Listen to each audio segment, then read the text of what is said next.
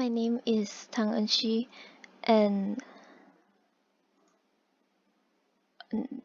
my student ID is 190424880, and this is my demo for my Mastermind challenge. So here are the rules, and here is how we key in the input. So here are the options. A is for red, B is for blue, Y is for yellow, and G is for green. And here is the answer that will be shown. It is shown here as it is only just a demo. So here we key in our input.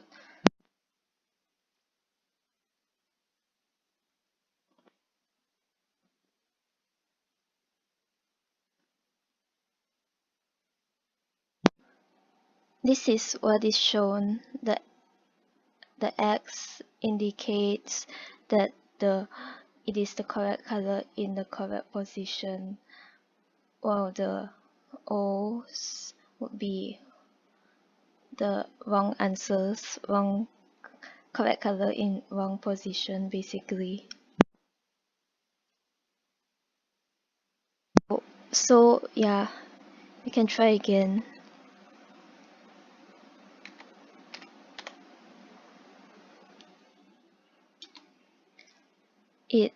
It shows all as being X, and it shows that we took 2 tries to get the right answer. So yeah, it is to be, if you don't want to replay the challenge, we key in N, and that exits the challenge.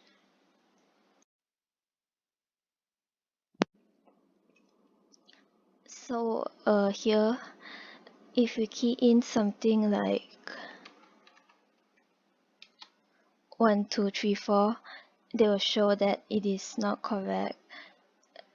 Each line would indicate that each one of your inputs are incorrect and unrelated to the options. So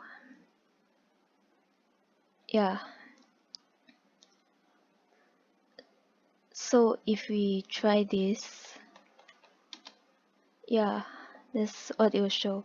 1 correct answer and 3 wrong. If we keep doing this,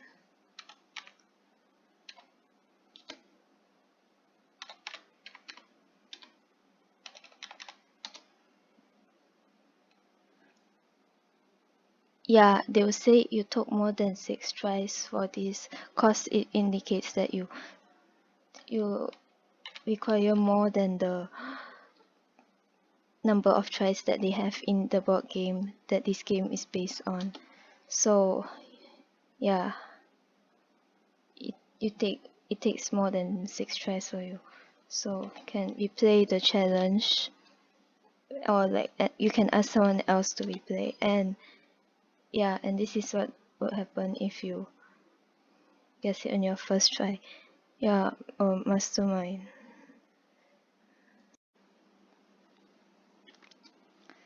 So this is the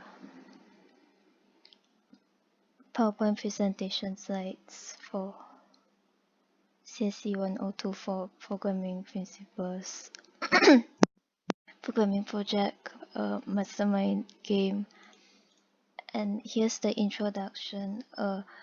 What is a Mastermind game? A Mastermind game is a board game for 2 players where a player creates a hidden combination of 4 colors while the other player tries to guess the answer in about 6 tries.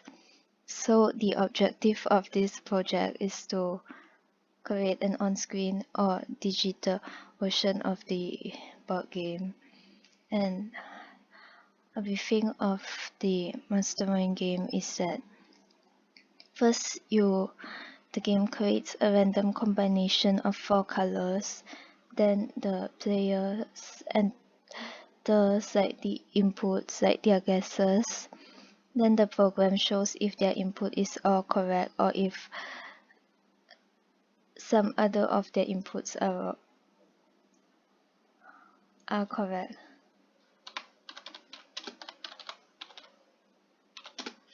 So next we go on to the demonstration, and here's like,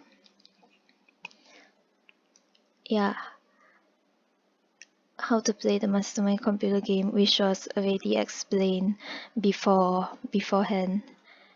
And we have an interactive user menu.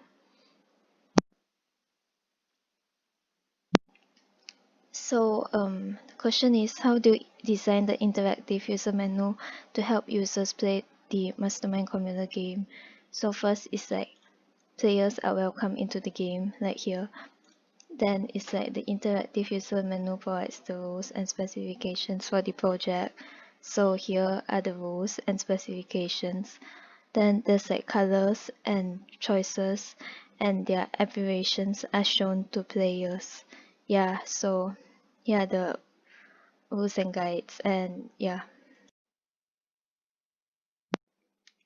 So for the list and random, the list is like you ask like how do you apply this in the Mastermind computer game, and so yeah, the list in the Mastermind game stores the four options, which is the four colors basically, and yeah, you can see here, and it's like you ask like what kind of computational problems are these helpful for, and they are mostly helpful for like databases for companies, schools, and banks, and search systems for databases, basically that kind of stuff. And yeah, and random, here you ask how do you generate randomized randomized values in the Mastermind computer game. First, like you import the random library, and then you use random sample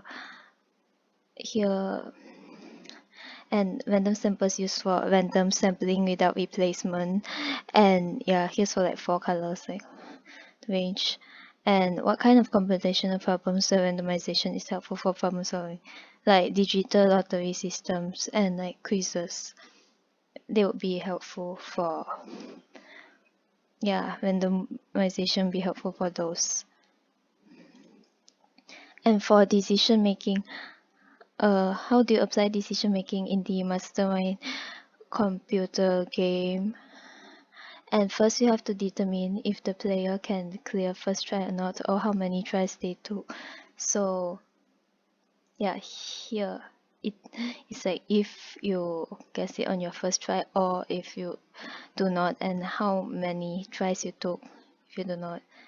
And if it's like equals, if it's like the answer is correct, then it's like, yeah, and if the answer is like wrong, then you can try again.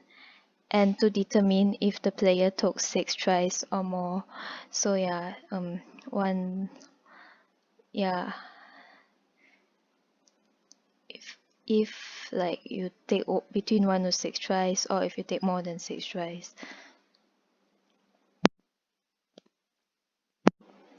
And why do you need decision making in the Mastermind computer game? To process if answers are right or wrong. And yeah, basically. And also to kind of like get the number of tries, and to figure out if, yeah, all that kind of stuff. It's like correct or wrong. So if what kind of computational problems where decision making is helpful for problem solving, I would say digital surveys, like digital forms, payment forms, and ticket forms. Forms are like tickets, like movie tickets and all that. You can like select choices. And iterative process. How do you apply the iterative process in the Mastermind computer game? So first, there's like a while loop to restart the program when you retry. So yeah, basically here like while game, and yeah, and here's like how you retry. Like yeah, if you wanna like restart, then you key in Y and all that. And for loop in range of 4 to determine if all the inputs are range of the in range of the options. So basically, yeah, this for loop in range of 4 to determine if inputs are correct or wrong. And then what kind of combination problems an iterative process is helpful for problem solving. It would be mathematical problems and programs and any programs that could be restarted. So iterative process, yeah, we're done with that. And user-defined function is like how do you apply the user-defined function in the Mastermind computer game? So it's like for the rule section in the beginning that we showed just now. Basically like here. And what are the advantages of using subprogram in the Mastermind computer game? Subprograms are small in size, which means they're easier to write, test, and debug. They're also easy for players to understand. So yeah. And the conclusion and final improvement. So what I've learned from the programming project is basic Python programming, video recording and making or editing skills. And future improvement and suggestions is to like give more colors and choices for the game and allow multiplayer with real players and maybe a HTML based website or web page for the game. Thank you.